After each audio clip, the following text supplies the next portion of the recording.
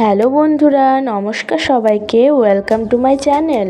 আজকে আমি তৈরি করব আটা দিয়ে ভেজ মোমো। চলুন তাহলে ভিডিওটা পুরোপুরি দেখতে থাকুন।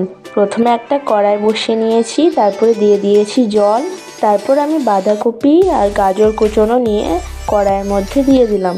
সেটাকে ভালো করে সেদ্ধ করে নিতে হবে, কিন্তু বেশি সেদ্ধ করা হবে না, একটুই সেদ্ধ করব।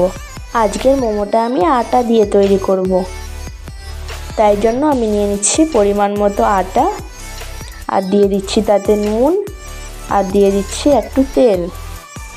তারপর সেটাকে ভালো করে মাখিয়ে নিতে হবে।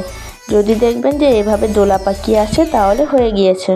তারপরে আমি ওই যে সেদ্ধ করে রেখেছিলাম বাঁধাকপি আর গাজরটা, তার মধ্যে দিয়ে দিলাম ধনেপাতা, দুটো পেঁয়াজ, তারপরে দিয়ে দিলাম লঙ্কা কুচোনো। আর মনে রাখবেন ঝালটা আপনাদের স্বাদ মতো দেবেন। তারপরে দিয়ে দিচ্ছি জিরে গুঁড়ো, আর দিয়ে দিচ্ছি ম্যাগি মশলা।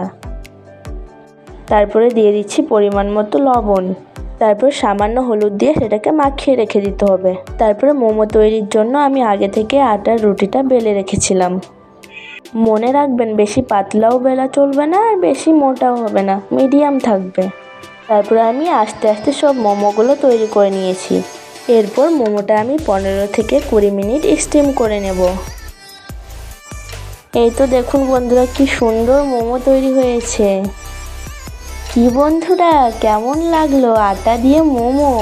অনেক তো খেয়েছেন ময়দা দিয়ে মোমো।